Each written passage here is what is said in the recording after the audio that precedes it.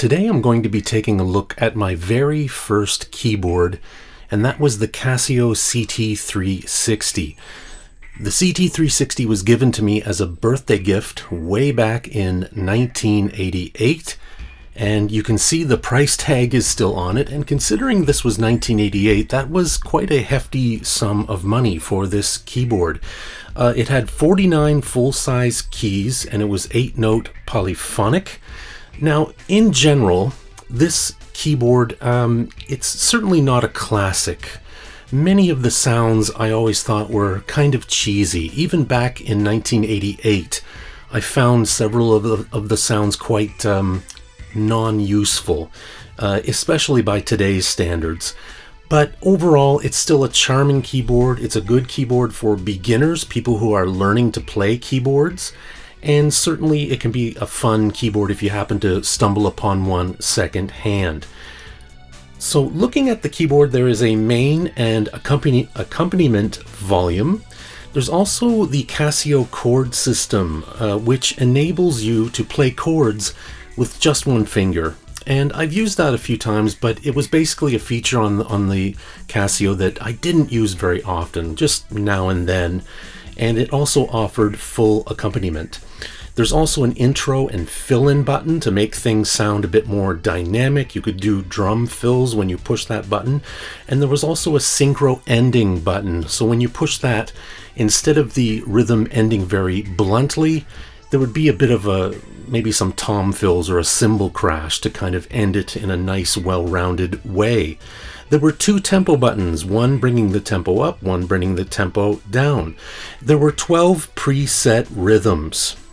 Basically, you had rock 1, reggae, 16-beat, slow rock, bossa nova, waltz, rock 2, pops, disco, swing, samba, and march.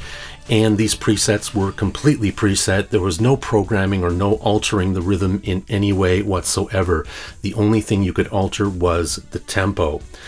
The select button would enable you to switch from sounds listed above the buttons to sounds listed below the buttons.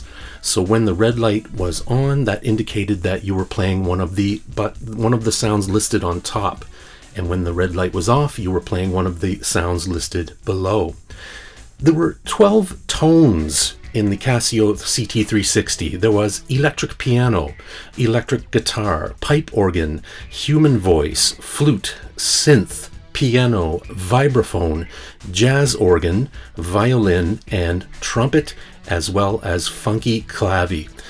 Now, again, as I mentioned before, many of these sounds are very canned and cheap, and certainly very dated and kind of one-dimensional. Now, back in 1988, it didn't seem as bad, but by today's standards, the limitations of this keyboard are very obvious.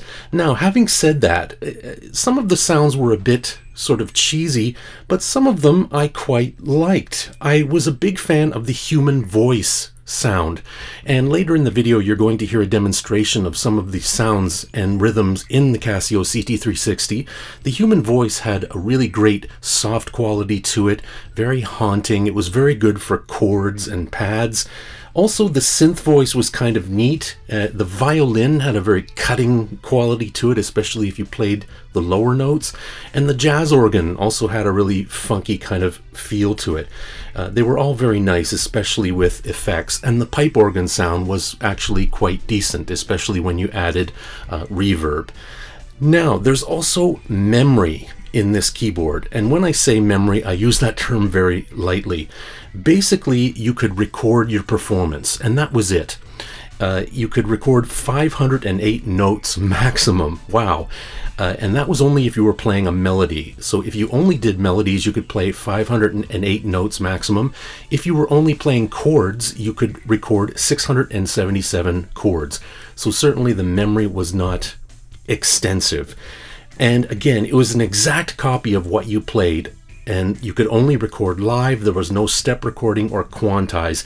It gives you back exactly what you put in. On the back, we see that the power on this keyboard was 9-volt DC, or you could use 6D battery cells. There's a tuning button, and also a 1/8 inch phone jack, or to put it another way, a 3.5 millimeter headphone jack. And I always found that a bit peculiar about this keyboard. It's the only keyboard I've ever seen to have that style of output. That is, to only have that output and no headphone jack, just that particular output. It's quite an oddity. The CT360 is fairly light and portable. It has a built-in speaker, which is great. The speaker offered a 2-watt output, and with the batteries included, the whole thing weighed about 11 pounds, so not bad at all, pretty portable. It also featured an auto power off. If there was no activity, after about 6 minutes, the keyboard would shut itself off. So in general, what do I think about the Casio CT360? It's a good starter keyboard. Again, as I mentioned, the full-size keys make it a good keyboard to learn on. It's simple, it's straightforward, it's got a certain charm to it. And the speaker, as I mentioned, made it really good for jams. Before I got my first actual synthesizers, I would bring my Casio to jams, and because it had the built-in speaker, I would show up and immediately be ready to roll. So that was one great thing about it. There's a nostalgic factor about this keyboard that makes it a really fun one for me. And now and then I'll dig it out and play it just for nostalgic reasons.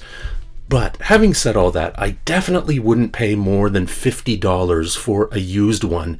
And even then, it would have to be in mint condition. So if you want to pay more than $50 for a used one, go ahead, but for me, I would not pay more than that. And also, I will mention, this keyboard has popped up in songs by various popular musicians and artists.